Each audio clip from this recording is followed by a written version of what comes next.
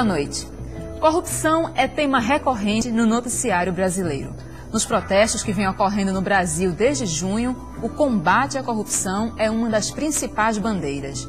Mas, ao mesmo tempo em que nos revoltamos contra os grandes escândalos e fraudes praticadas por políticos e empreiteiras, costumamos não ver mal nos pequenos erros, como o agrado dado ao agente público e outros tantos jeitinhos do dia a dia.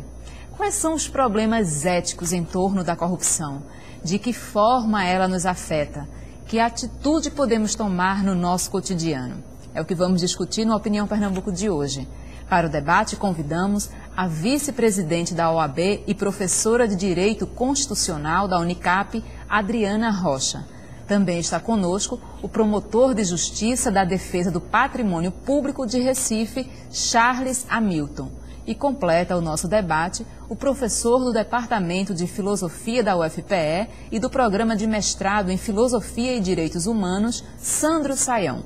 A gente lembra que você pode participar do programa enviando perguntas, comentários, sugestões para o e-mail opiniãotvu@gmail.com, para o telefone 34236836 ou ainda para o Twitter @opiniãope. Olá, boa noite. Boa noite. Sejam todos muito bem-vindos. Eu queria começar com uma coisa mais filosófica, a gente tentar discutir. Eu sei que é muito difícil, porque desde os tempos da Grécia que se discute o que é ética, o que é verdade, o que é moral. Mas eu queria que o professor Sandro fizesse um favor para a gente em tentar resumir um pouquinho o que seria ética e o que seria corrupção e se existe alguma relação entre elas. Bom, uma boa noite a todos, boa noite. Eu acho que a ética é um dos termos mais difíceis da gente tentar enlaçar num conceito único, né? Talvez o que a gente saiba hoje que é um dos temas mais falados, mais exigidos pela sociedade, mas ao mesmo tempo um dos temas mais complicados da gente tentar traduzir e encerrar num conceito, né? O que a gente sabe é que ao longo do tempo, como tu bem falaste, desde a Grécia nós viemos dando contornos a essa preocupação humana pelo que fazer, né? Em síntese, a ética, a preocupação ética é pela preocupação pelo que devemos ou não devemos fazer diante da sociedade, diante de uns dos outros, né? Então, essa questão vem sendo elaborada ao longo de quase 2.500 anos de filosofia, de história da filosofia, de história do pensamento humano. Claro que ela chega nos nossos dias hoje com uma urgência, né, totalmente singular do nosso tempo, nesse nosso contexto vivido hoje, que aí tu traz essa questão da corrupção, né? Então isso nos faz a gente pensar sobre nós mesmos, sobre o sentido da nossa sociedade, sobre o sentido civilizatório no qual a gente está e no qual a gente alberga entre nós, principalmente de alguns governantes ou de alguns representantes públicos, né?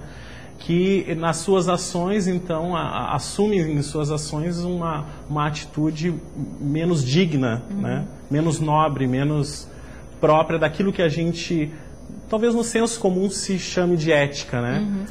A gente costuma ver ética e corrupção como termos opostos. Então eu pergunto, a ausência de ética implica em corrupção? A gente poderia dizer que a ausência de ética implica no mal, né? Porque, por exemplo, eu parto de um princípio, toda a ética por si só, a palavra ética por si só ela é vazia. Ela precisa ter um complemento, uma complementação. Então, por exemplo, de alguns autores, pegando um que eu trabalho, o Emmanuel Levinas, por exemplo, vai dizer que ética é responsabilidade. Responsabilidade não como interesse por si, pelo interesse egoísta por si, mas responsabilidade diante da vida em comum, diante dos outros, do outro principalmente. Então, quando a minha atitude, quando eu respondo a essa pergunta, o que devo fazer? Então, tem uma situação, o que eu devo fazer? Se o alvo da minha resposta é um interesse egoísta por mim, então a resposta que eu vou dar, ela talvez seja perniciosa para a sociedade. Agora, se eu respaldo a resposta que eu dou à pergunta, o que eu devo fazer, essa resposta ela é atravessada por uma preocupação pelo outro, uma preocupação pela sociedade de um modo geral, aí sim a minha forma de agir vai ser uma forma que a gente poderia dizer muito mais digna, que salvaguarda a vida, que preserva a vida. Então, quando tu diz assim, por exemplo, elas não são, né, elas não podem cooptar uma com a outra. Onde há ética não haveria corrupção, a não ser que a gente tenha uma distorção dos valores e dos elementos sobre os quais a gente responde a pergunta que devo fazer. Então, por exemplo, algumas pessoas que respondem a pergunta pelo que devemos ou não devemos fazer de um modo absurdo e acham que estão corretas. Elas, bom, enfim, a gente pode debater mais. Adriana, trazendo a questão para um campo, vamos dizer, mais prático, ética é uma palavra muito presente em nossa Constituição, os princípios éticos, a jurisprudência fala muito da ética. E aí eu pergunto, nesse sentido, qual seria a importância da ética para a convivência em sociedade? Isso é só uma coisa a que se almejar ou ela tem uma importância fundamental para o Estado democrático, para o Estado de Direito, para a organização da sociedade em si? André, boa noite. Antes de mais nada, eu acho muito interessante a abordagem do professor Sandro de nos colocar diante desse aspecto, vamos dizer assim, de tradução desses termos. Mas você me provoca mais na questão jurídica e até mais na questão jurídico-constitucional, que é a área também que eu trabalho. Bom, eu acho que nós devemos pensar do ponto de vista do direito, tanto a tradução de ética como a tradução de moral, ela vem buscando, né, o direito vem buscando a tradução mais objetiva. Do ponto de vista subjetivo, é claro, né, a gente pode encontrar esses preenchimentos ou até perceber esse vazio que o professor mencionou, dependendo da questão cultural, da questão da sociedade, o que é que você quer alcançar com aquela, qual é a sua pretensão, né, quando você se utiliza desse termo ética dentro da sociedade.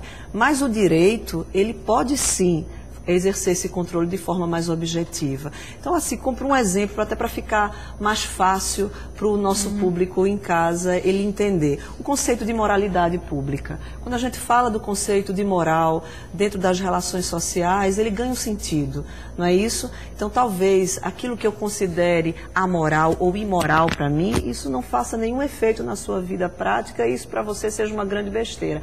A Adriana é ultrapassada, a Adriana, né, tem valores diferentes do meu, tem uma criação diferente da minha e eu não concordo com ela.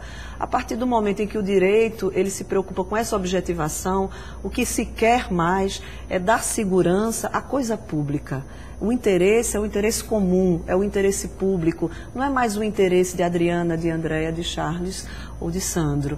E eu acho que é mais ou menos esse caminho que a gente vem construindo no direito constitucional e também através das legislações específicas da lei ordinária. A gente tem aqui um representante do Ministério Público e um representante que traz com certeza orgulho para essa instituição e ele vai poder colaborar. Então, a própria ideia do Ministério Público como um fiscal externo, não é? Como um fiscal da lei, como um órgão que vai ajudar os demais poderes também nesse controle, isso faz com que a gente sinta essa objetivação. Quer dizer, você retirar da subjetividade do que eu acho que é ético, do que você acha que é ético e passar realmente a ter uma segurança maior. Eu acho que porque esse parece ser um grande problema que a gente vai discutir depois, né? O que cada pessoa acha que é ético e o que é certo. Exatamente. Mas agora eu queria perguntar ao Charles, se me permite assim chamá-lo.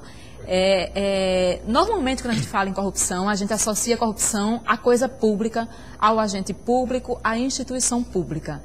Por que fazemos essa associação? No Brasil, é realmente mais frequente a corrupção no ente público? Como é que você enxerga essa questão da associação entre corrupção e coisa pública?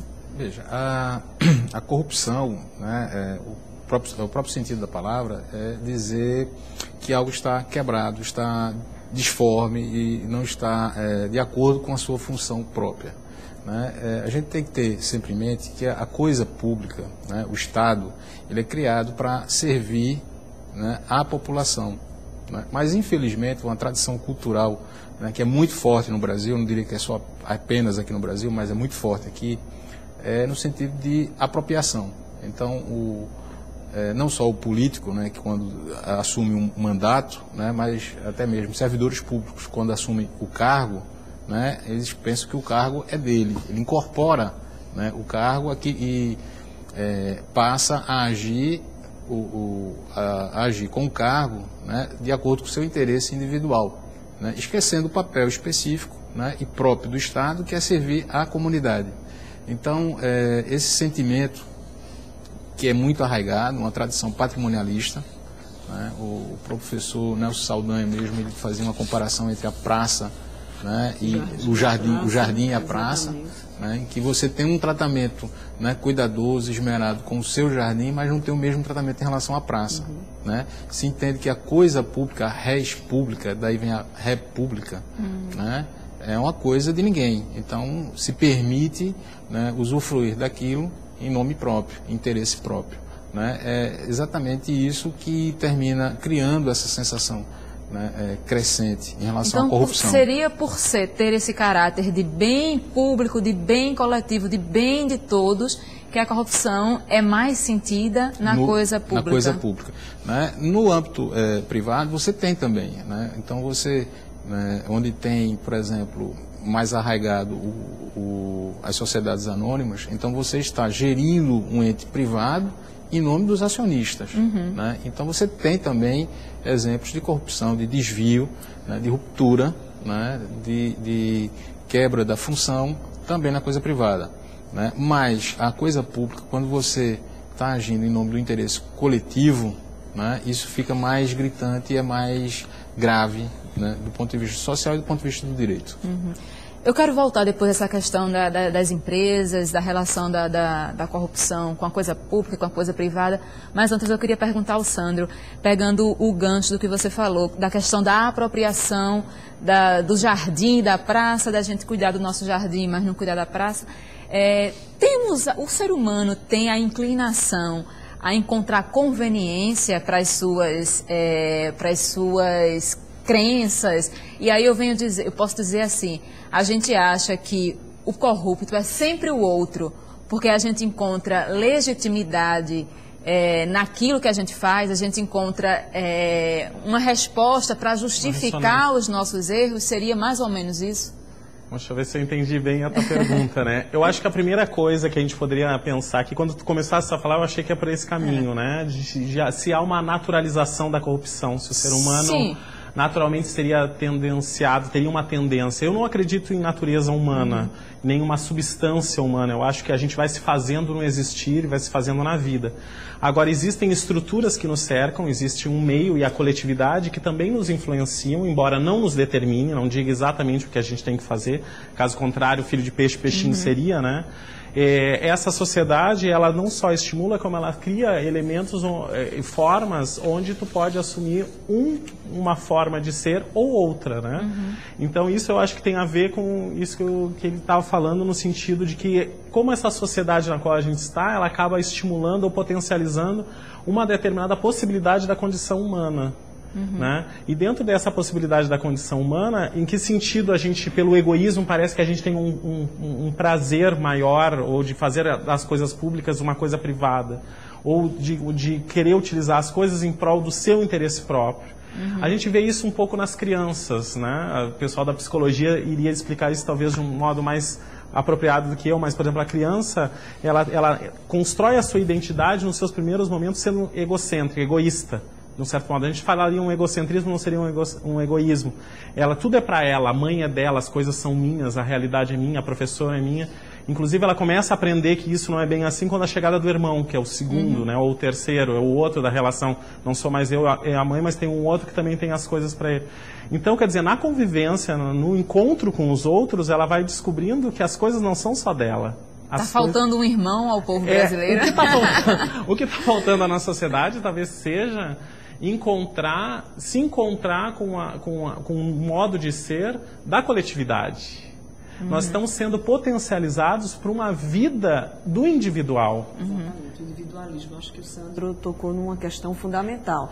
Essa visão individualista, essa perspectiva, né, do indivíduo é que atrapalha essa compreensão da importância da praça. Então, a gente precisa... é o que legitima o pequeno erro, é o que dá... E você acaba dentro de... E aí a questão cultural também, de educação, a gente tem a cultura do indivíduo, tem que ser sempre melhor do que o outro, você cria o seu filho com essa perspectiva, você acaba confundindo as coisas até na cabeça dessa criança, que mais tarde vai ser o adulto, de que esperteza é totalmente diferente de corrupção. E, às vezes, aquilo que nós chamamos de esperteza, de ser o esperto, de ser o melhor, de passar na frente do outro, pode estar traduzindo na realidade, Andréia, uma forma de corrupção, não é isso, para que você tire vantagem daquela situação. E pegando esse gancho da questão do jardim, outro dia eu passei por uma praça, tinha uma rosa. Aí a pessoa pegou, cortou a rosa e Isso. levou para enfeitar a casa dela. A questão do lixo, né, Sandro? Enquanto poderia estar ali enfeitando a vida de todo mundo. A questão do lixo, você não joga lixo na sua casa, no chão da sua casa, e você acha natural você poluir o ambiente, a coletividade, não interessa, você não tem essa consciência da responsabilidade com o outro, com o coletivo, se isso não lhe afeta imediatamente. Adriana, eu vou lhe fazer uma pergunta difícil, que está me vindo à cabeça agora.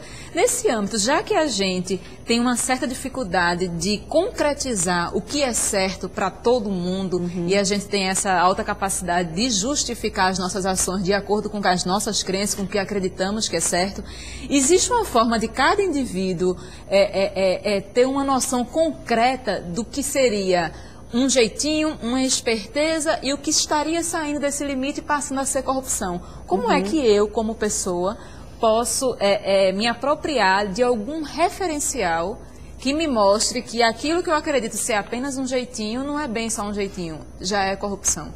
André, do ponto de vista pessoal, e aí sem entrar na questão jurídica que eu posso tocar já, é o papel do direito nessa regulação social e nessa criação de critérios, como você muito bem demonstrou, para que eu tenha uma certa segurança e que eu tenha um parâmetro razoável para entender se aquele meu ato representaria um ato de corrupção ou não, né? Então isso aí é uma outra seara, mas no ponto de vista pessoal, aí é a questão da educação mesmo. Eu acho que esse parâmetro individual e coletivo vem a partir dessa noção também, né, que nós temos, seja no Brasil, seja em outro país, e eu acho que foi Charles que mencionou que não é só no Brasil que a gente tem esse problema e não vai ser uma questão do ser humano.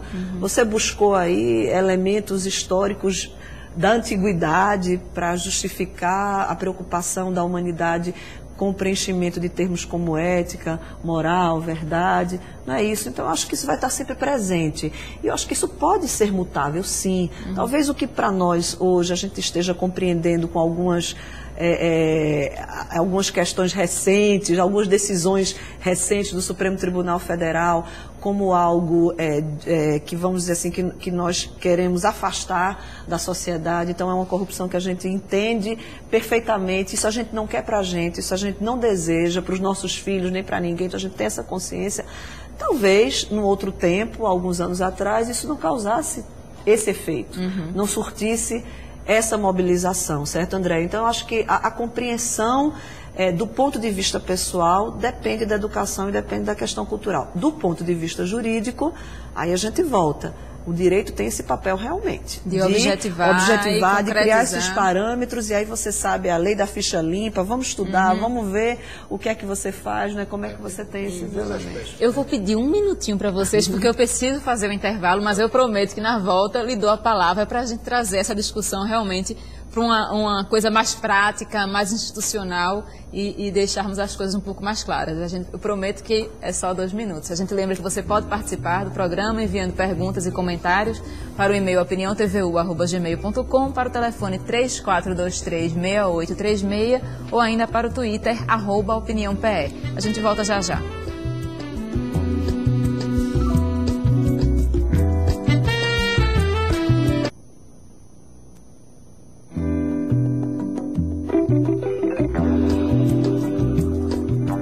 O Opinião Pernambuco está de volta. Hoje falamos de ética e corrupção.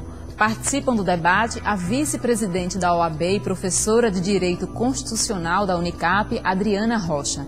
Também está conosco o promotor de Justiça da Defesa do Patrimônio Público do Recife, Charles Hamilton.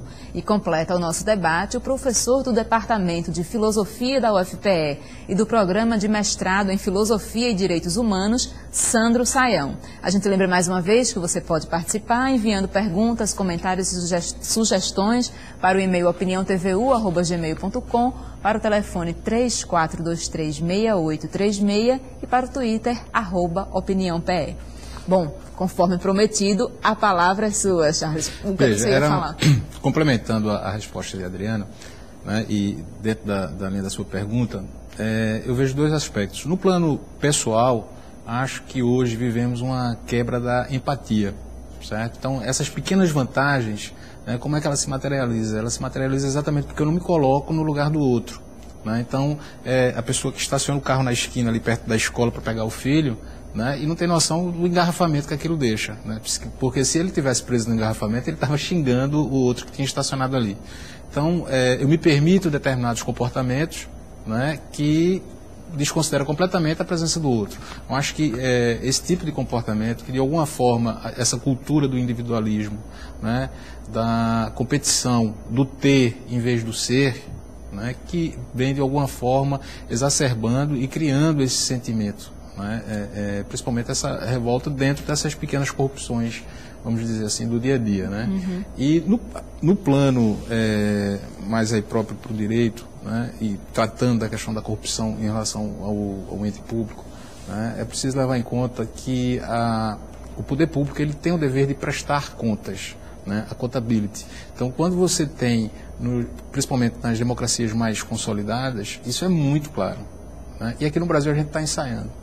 Então você tem a lei de responsabilidade fiscal, ela é relativamente recente, onde você começa a ter alguns dados divulgados. A lei de acesso à informação, né? Isso é uma ferramenta fundamental para o cidadão, para que ele possa ver quais são as opções que são tomadas com os seus recursos. Uhum. Né? Então são dois aspectos aí que eu acho que terminam fortalecendo esse sentimento de corrupção que de alguma forma segue generalizado. Uhum. Eu acho que a ausência de empatia no plano pessoal e também a ausência do sentido de prestar contas no plano, mais especificamente no plano público. Nesse sentido, eu estava lendo uma pesquisa que diz que metade das pessoas que afirmam que não denunciariam um ato de corrupção dizem não fazer porque acreditam que não daria em nada. Uhum. É a famosa impunidade. Eu queria saber de vocês, até que ponto a impunidade, no Brasil em particular, eu falo, tem relação com o nosso grande índice de corrupção.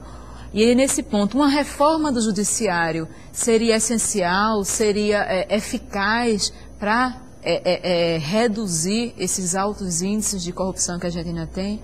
Acho que a Adriana pode dar uma palavrinha sobre isso. Andréia, eu acho que não a questão da reforma do judiciário. As pessoas confundem muito as instituições com aqueles que estão naquele momento representando a instituição. Eu acho que a gente tem uma estrutura já bem sedimentada, né, a relação entre os poderes.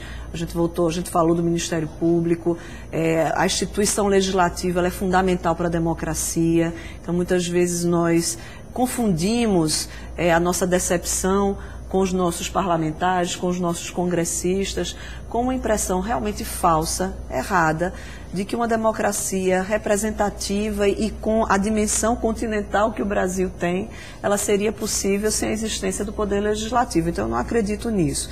Eu acho que o que deve haver, de fato, além do processo, volto a dizer, educacional.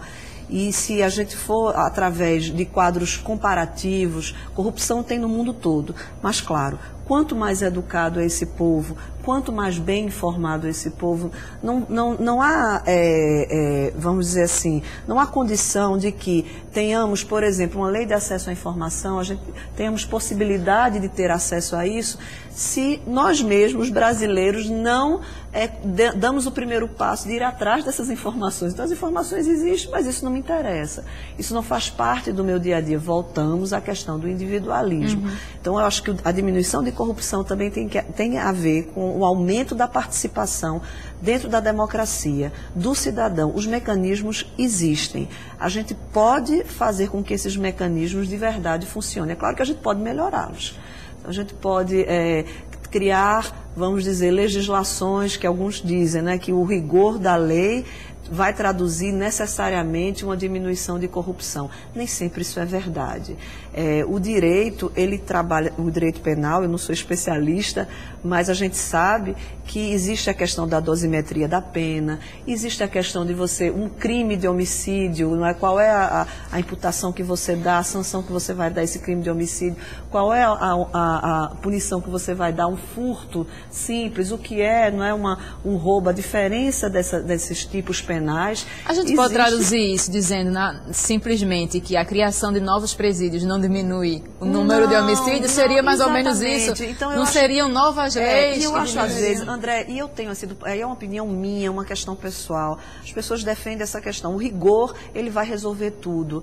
A gente sabe que isso não é verdade. Na realidade humana, isso não é verdade. Aquele que educa uma criança, aquele que tem, ou um professor que está dentro de uma sala de aula, ele sabe que deve haver sempre essa questão da proporcionalidade, da razoabilidade, que os casos, eles são às vezes muito diferentes e merecem punições diferentes e merecem percepções diferentes. Então eu acho que, e essa coisa vamos dizer assim, do paradigma, né?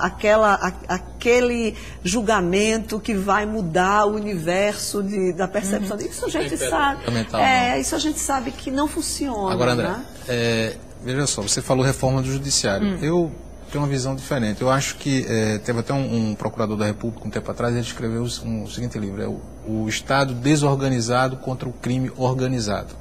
Então, você não tem hoje, né, ainda hoje no Brasil, né, uma comunicação fluida de informações entre as agências de controle e fiscalização. Né? Às vezes você tem maiores convergências em determinados momentos, né, mas nem sempre isso se mantém de forma perene, né, e eficiente. Está aí agora recentemente a grande celeuma, e que foi objeto das manifestações em junho, que era a PEC 37, né, onde se tinha ali uma tentativa de limitar o poder de investigação do Ministério Público. Né? Mas o ponto principal ali é exatamente a tensão que ficou entre Ministério Público e setores da polícia.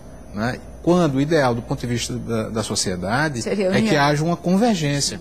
Né? Haja uma convergência entre Ministério Público, Receita, Polícia, ou seja, todos os órgãos encarregados da parte de controle, né, possam convergir e trabalhar de forma célere. Porque na hora que você consegue trazer, né, de uma forma rápida, célere, né, isso para o judiciário, né, para que aí, perante o judiciário, né, com garantido o direito de defesa, né, se tem uma opinião firmada sobre aquele fato, né, eu acho que isso abranda o sentimento de corrupção e diminui também a percepção de impunidade. Isso. Aí a questão da celeridade eu concordo totalmente. Celeridade, proporcionalidade. Porque nesse sentido, em comparação a outros países que a gente sabe menos corruptos, nós temos poucas instituições de controle? Ou temos mais que eles e mesmo assim a coisa não funciona? Eu acho que, como é que fica por essa exemplo, comparação? em alguns estudos você tem assim, a quantidade de pessoas, né, nessas instituições de controle é maior em alguns países aí ditos desenvolvidos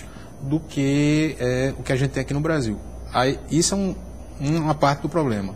De outra, você tem uma incidência muito maior de crimes. Então você pega cidades, né, por exemplo, Londres, que tem 7, 8 milhões de habitantes, né, você tem uma taxa de homicídio de 200. Então, evidentemente, você tem um número maior de policiais para investigar um número menor de crimes. Então você termina tendo uma eficiência maior. Então aqui a gente tem esses dois déficits. Eu acho que de alguma forma ainda falta, né, pessoal para as instituições, polícia, Ministério Público, Judiciário, né, dar uma maior celeridade nesses processos. E racionalizar também o processo. Não, porque essa questão, por exemplo, quando a gente fala assim, no Brasil é mais corrupto ou menos corrupto, eu acho que cada lugar tem uma escolha, ele faz uma escolha. Isso que nós estamos vivendo hoje é uma escolha do Brasil, é uma escolha da nossa sociedade.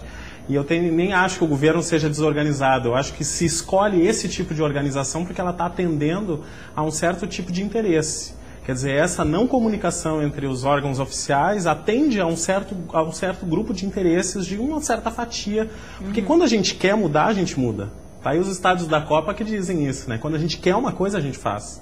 A gente constrói, a gente vai lá e... Agora, então, o que nos falta não são os meios mas são os interesses para que a gente...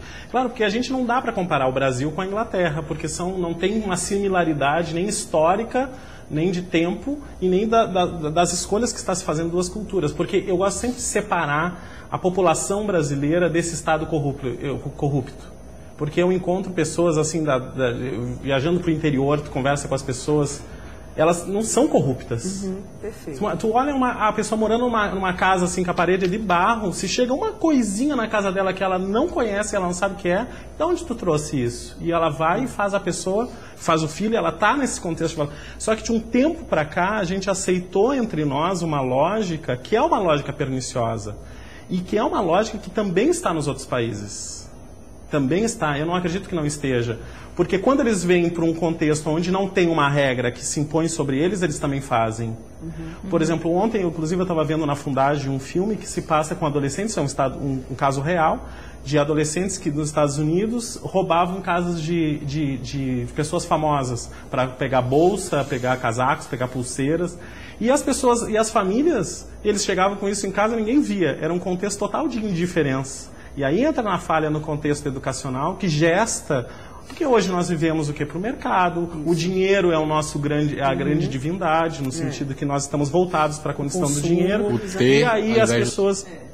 E aí eu acho que aceitar, por exemplo, quando a gente incorpora na nossa ação individual um ato corrupto, a gente está dentro dessa lógica maior.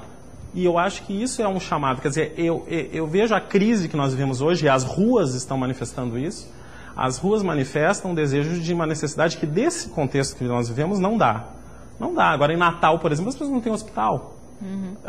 Aí eu queria aproveitar a sua colocação, Sandro, e colocar a pergunta de Adilson Darvaz. Eu acho que tem uma relação com isso. Ele diz: não acredito que a corrupção aumentou no Brasil, pelo contrário, tenho a impressão de que está diminuindo, porque os órgãos de controle estão mais ativos. Corrupção só aparece quando se investiga. E aí você diz: a crise que estamos vivendo, vocês acreditam que estamos vivendo uma crise ou é como o Adilson colocou? Estamos apenas investigando mais. Realmente estamos mais corruptos ou estamos correndo mais atrás? Descobre, a crise vem à tona. Eu posso ter uma doença que eu não sei, eu não tenho crise com ela. Só quando eu fico em crise quando ela se manifesta, ela começa a manifestar os efeitos dessa causa maior que está por trás. Né? Vocês veem esses protestos das ruas, que isso mostra que os cidadãos estão menos passivos, menos tolerantes com a corrupção? Vocês acreditam nisso? Eu acho que sim, eu acho que foi um despertar, está sendo um despertar interessante. E é essa consciência do público mesmo, não é? A gente volta ao elemento inicial. Eu vou cuidar do meu jardim, mas eu estou começando a me preocupar também com o que acontece na praça. A praça tem a ver comigo. Eu faço parte, eu posso colaborar para que isso ande do jeito que eu imagino que é correto. Porque havia também um sentimento de que eu não posso fazer nada. Essa passividade que eu falei, que eu mencionei, talvez pelo sentimento de impunidade ou de que não há órgãos de controle suficientes. E aí você começa a se acomodar diante daquela situação. Isso acontece no poder público, eu não posso fazer nada, então eu simplesmente tolero aquilo. E eu acho que há, sim, uma mudança, e eu vejo isso do ponto de vista muito positivo. Mas a gente tem que levar para dentro da gente. A gente tem que levar os alunos dentro de uma sala de aula, perceber que a sua atividade, muitas vezes, de filar a prova do colega e alcançar uma nota mais alta, que não é verdadeira, de você ter de você saber, eu estou com uma média maravilhosa dentro da minha faculdade e eu sei que eu passei a faculdade todinha simplesmente filando do meu colega que era um esforçado e que estudava, e eu fico tranquilo com isso. Isso não me causa nenhum drama interno de eu saber que eu tive uma avaliação, que aquilo objetivamente vai me servir para o futuro, claro, um currículo, mas que eu não fiz jus àquilo, eu não mereci.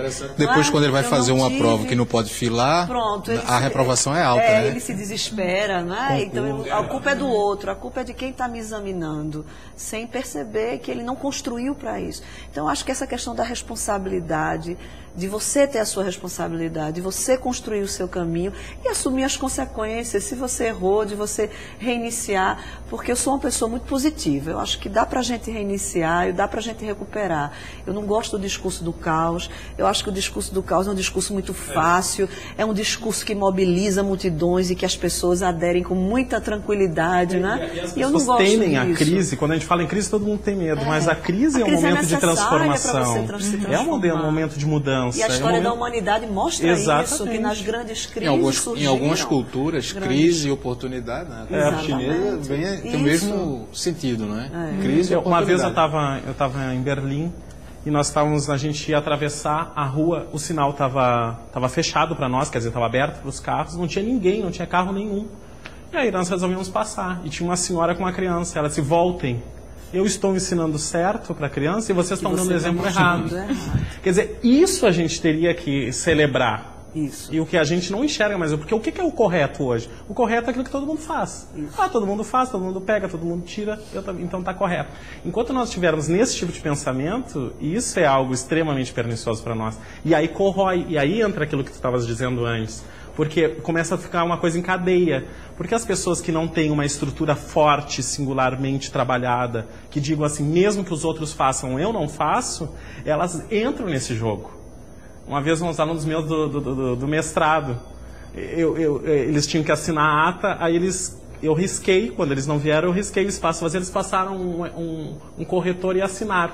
E o outro assinou junto. Aí eu perguntei, mas vem cá, você assinou em cima? Assinei, porque eu não soube explicar. E tu assinou por quê? Porque ele assinou. E eu disse, nossa, então abre a janela, um pula e o outro vai atrás. Gente, eu vou pedir mais um minutinho para vocês, a gente precisa fazer mais um intervalo. A gente lembra que você ainda pode participar do programa enviando perguntas e sugestões para o e-mail opiniãotvu@gmail.com, para o telefone 3423-6836 ou para o Twitter, @opiniãope. A gente volta já já.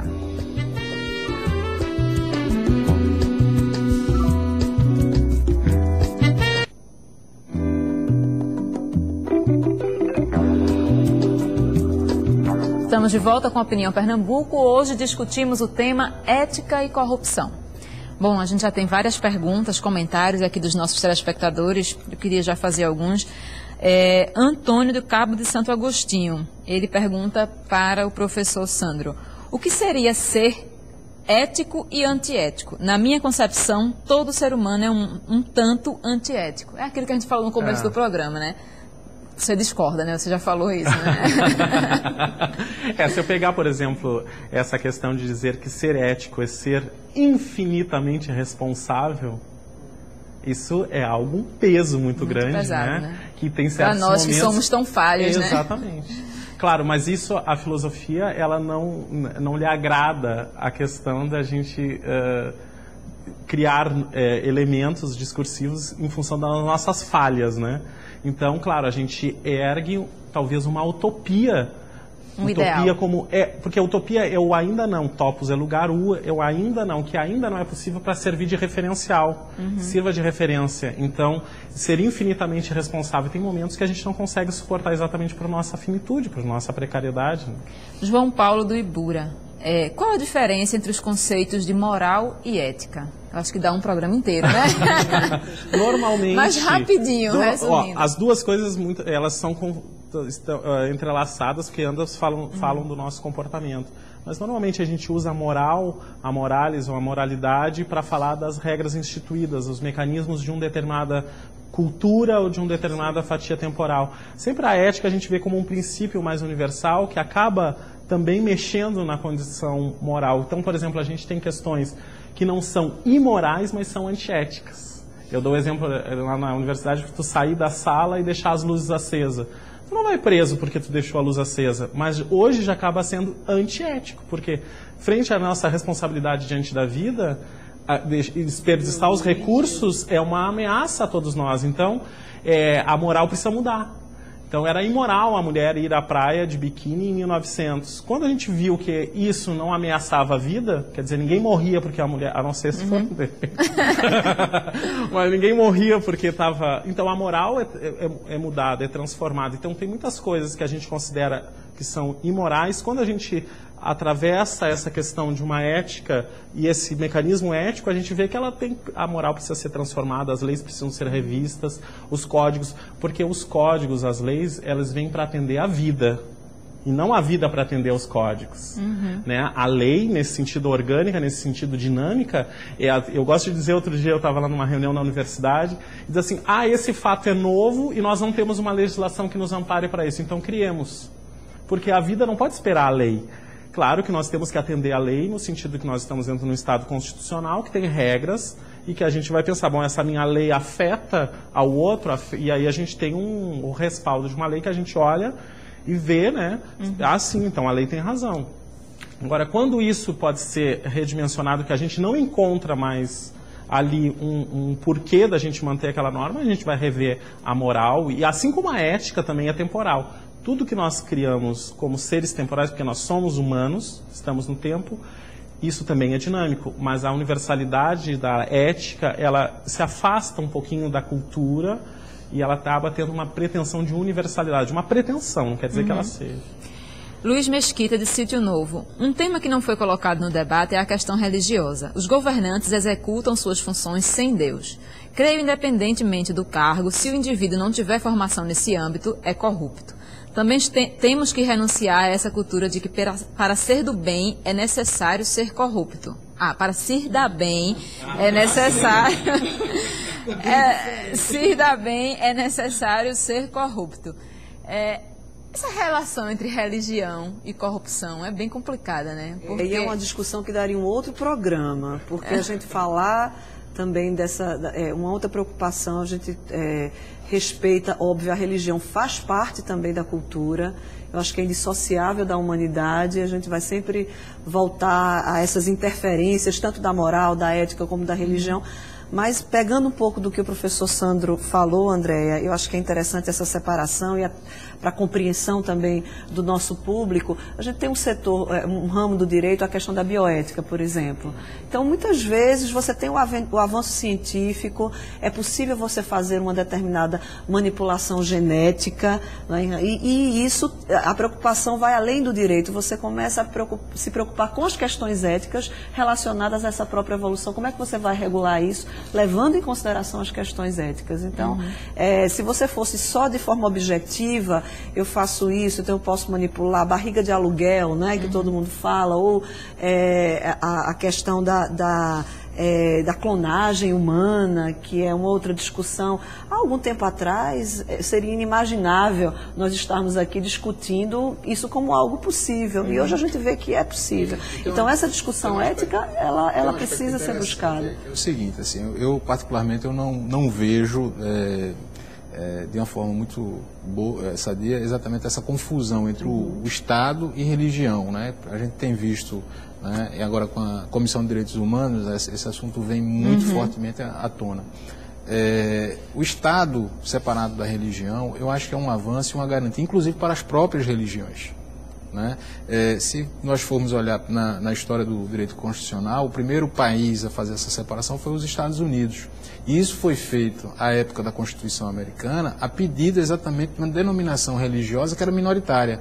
Então ela tinha medo que se o Estado abraçasse uma religião, não seria dela e ela seria, a partir daí, excluída e perseguida. Quer dizer, se o Estado, né, brasileiro, historicamente, nesse período de república, fosse associado a alguma religião, seria católica. Então, todas essas denominações não católicas, né, não teriam espaço. Né? E com o crescimento delas, no futuro, talvez a católica não tenha espaço. Então, essa separação, né, ela é exatamente para garantir a liberdade religiosa de todos. Né, e das próprias denominações. O que o convidado quis colocar é que, se uma pessoa tem Deus no coração, eu acho que o que ele quis dizer foi isso, se ela é adepta de uma religião, se ela teme algum ser que ela acredita ser maior, ela vai fazer aquilo que a educação deveria fazer pelo ser humano. Mas no plano da retórica você pode abraçar exatamente. Um Deus, né? Mas no plano das ações exatamente. Você tem um comportamento... Assim, a gente tem provas absolutas que religião e honestidade e ética não andam. Se rouba e se mata em nome de Deus, infelizmente. Também tem um discurso religioso e que também na sua prática pública, se forem estados a isso... Mas o Vaticano hoje, inclusive, o novo Papa mandou investigar todas as questões envolvendo o banco do Vaticano. Né, que havia uma falha e houve essa... E que admitir que é uma grandiosidade muito grande, uma grandiosidade imensa da parte dele, né? Agora, eu acho que isso é um elemento muito importante da gente discutir sobre a questão da religião e principalmente porque Deus, por exemplo, tu falavas Deus em nosso coração, né? Essa figura de Deus. Só que é uma figura de Deus extremamente humanizada, porque ninguém teve acesso a Deus. Então, o problema é, se o meu Deus fala que porque tu tá com o teu casaco assim, tu deve ser punida. Porque quem é que disse que Deus realmente falou daquele jeito? Esse é o grande problema. Porque a gente pode olhar pelo mundo as grandes barbaridades, e aí vem do bárbaro, que não é bárbaro, um bárbaro esclarecido, né? A gente usa o termo barbaridade para os bárbaros, mas nós somos bárbaros. Quando a gente tem um formato de Deus, uma palavra de Deus cunhada pela condição humana, porque algumas religiões acreditam, mas a gente pode questionar isso, porque ela vem pelas mãos do homem. Quem disse que não é uma criação humana? Quem disse que esse Deus não tem um formato humano? E se esse meu Deus diz, bom, então você tem que ser castigado, como em alguns elementos da Bíblia, por exemplo, diz, você comeu carne de porco, você vai morrer. Passa a ser uma ética conveniente como qualquer outra que a gente cria pra gente, né? E a palavra de Deus como uma interdição, porque eu te interdito, porque se eu tenho a palavra, você não está com Deus. André, na verdade, eu acho que a questão é de tolerância. Né? A discussão que a gente volta é assumir um Estado laico, como o Charles falou, a questão de Sandro também, da humanidade desse Deus, muitas vezes, né? Que a gente tem essa referência, que é uma referência humana, claro, porque somos humanos e construímos a história das religiões através desses relatos de pessoas humanas. Mas o Estado de Direito ele tem que suportar tudo isso, ele tem que suportar aquele que acredita na religião e faz dessa prática uma importância, tem dessa prática uma importância maior na sua vida, e aquele que não acredita. Né? E você tolerar o outro, você acredita a liberdade. E eu acho que a evolução da democracia é exatamente essa. Porque muita gente acha que democracia é apenas a vontade da maioria. Não é? Respeitar as minorias. E aí esquece essa parte de respeitar as minorias. É a vontade da maioria. Se a maioria quer, a minoria tem que se submeter. Eu acho que a gente já avançou nesse discurso. Indo para 2 congressos falar exatamente sobre a questão do divino e do sagrado, porque o que eu falo é o seguinte: o que é o divino, o que é o sagrado? É a fome do outro. A gente está num estado pernambucano de Paulo Freire, né? E de Dom Helder. Embora eu não tenha assim, nenhuma vertente religiosa, não sou afiliado ao catolicismo, mas a gente tem que escutar muito bem essas palavras. O que é divino? É a fome do outro. Então, você quer ser religioso, porque religião vem do latim religar-se, religar a uma nova dimensão. Se religue à fome do outro, à necessidade do outro, aos desejos do outro, ao interesse do outro. Enquanto isso tu estiver religado às tuas necessidades, aos teus interesses, não tem religião aí. Tem egoísmo. E nem corrupção. Vera de Olinda, qual a ética e onde eu, como cidadã comum, ainda encontraria diante de tamanha corrupção? E aí vem uma questão que é importantíssima, né? Que a gente acreditar que a ética, que a honestidade deve vir de cima para baixo e não de baixo para cima, né? A gente pensar, se o meu representante é corrupto, como é que eu vou ser correta, né? Na verdade, isso é um exercício de cidadania. Né? Então, essa tarefa ela não é delegada, né, para os seus representantes, ela tem que ser exercida diretamente. É a ética exatamente daquele que, tendo recebido ou chegando alguma coisa que não é dele dentro de casa, ele vai lá e devolve. Né? O cara deixou dentro do táxi alguma coisa, o taxista vai lá e devolve. Então, essa ética ela é construída no dia a dia com esses gestos. Né? Isso daí perpassa, ele passa tanto o cidadão comum, né? E isso chega, de fato, também um representante. Né? Os movimentos... Acho que a gente tem que perceber isso, que para haver uma mudança tem que começar a partir daí, né? Do dinheiro esquecido no táxi e da carteira achada na rua, né? Para poder chegar lá em cima. Mas eu quero andar com o programa, porque a gente já está no finalzinho. Claubelina, de Abreu e Lima. O que os debatedores têm a dizer sobre as penalidades sociais concedidas tanto a políticos corruptos que retiram dinheiro, que deveriam ser investidos na melhoria dos serviços públicos, dos cofres? Bom, não entendi bem a pergunta dela, mas eu acho que ela quer falar da punição que é dada hoje aos corruptores. E aí eu trago a questão como é que se diz? Da pena de corrupção como crime hediondo, que foi aprovada pela Câmara. Na opinião de vocês, muda alguma coisa na prática? Olha, interessante, ontem mesmo eu vi uma notícia de um estudo na Inglaterra, né, onde se sugeria que os crimes não violentos, né, não resultassem em prisão. Né? Eu acho que, especificamente, nos delitos dessa natureza, contra a ordem econômica, tributário, crimes contra a administração pública, talvez a prisão não seja o principal elemento. A expulsão da vida pública, né, ter os direitos políticos suspensos, perder o cargo, né, perder o dinheiro que foi acrescido, isso talvez tenha um impacto muito maior, na medida que seja efetivamente aplicado, né, do que uma promessa vã de 10 anos de cadeia, que o camarada vai, 12 anos, ele vai cumprir um sexto, vai sair. E que a gente sabe que na prática, quem trabalha realmente com direito, Andréia, quem está na área jurídica, percebe que muitas vezes essas qualificações, o crime hediondo, serve apenas, às vezes até, vou usar até um termo forte, né, para enganar. É uma cortina de fumaça. Exatamente, é uma cortina de fumaça para aquele problema que ele vai continuar existindo. Então você às vezes usa simbolicamente esses termos, é um crime hediondo, para que a população ela se sinta conformada. Ah, que bom que agora a corrupção é o crime hediondo. E não é assim que a gente vai diminuir a corrupção. Então é um discurso falso, é um discurso falacioso, você imaginar que esse é o caminho mesmo para a gente terminar com a corrupção, certo? É uma resposta que os próprios parlamentares estão dando, que eu não acho suficiente e que eu não acredito que vá Até funcionar, porque eles não acreditam que isso venha a ser implementado por essa dificuldade. E a gente sabe que na prática... A aplicação da pena ela exige proporcionalidade, ela vai ter que ser proporcional. Exatamente. Né? Então, quando o Ministério Público vai propor e o Judiciário ele vai fazer essa mensuração. Então, na prática, isso daí não se aplica. Né? Talvez por isso tenha sido uma das primeiras respostas aos movimentos do meio do ano. A gente está acabando já o programa e, assim, a gente falou muito do indivíduo, a gente falou muito da questão de cada um no processo de construção da ética, de um Estado sem corrupção. E aí eu queria colocar agora a questão das empresas. A gente viu agora o exemplo da Siemens, no caso do metrô de São Paulo, que participava de um processo de corrupção e que se delatou e delatou aos outros para que a sua punição, para que os prejuízos a ela fossem menores. E aí eu pergunto, o Brasil, como é que o Brasil lida com esse processo de delação premiada? A gente... Como é que funciona isso aqui e como é que funciona isso fora? Quais são as condições éticas envolvidas na delação premiada? Tem um dado interessante. Eu acho que até a década de 90, né, na Alemanha, que é a sede da Siemens, as empresas poderiam deduzir do imposto de renda a propina, o suborno, a corrupção que eles pagassem a funcionários públicos de outros países. Né? Então, isso era estabelecido. Né? Mas aí começou um movimento. Né? E aí pegou tanto a parte de acionistas como da própria opinião pública alemã, né, e de outros países da Europa, no sentido de que isso passasse a ser responsabilizado. Ou seja, eu não posso ser honesto aqui e desonesto lá fora. Então, esse tipo de comportamento das empresas deixou de ser tolerado. Né? A partir daí começou um movimento, né, de responsabilização, né, de prestação de contas, dentro inclusive do segmento privado.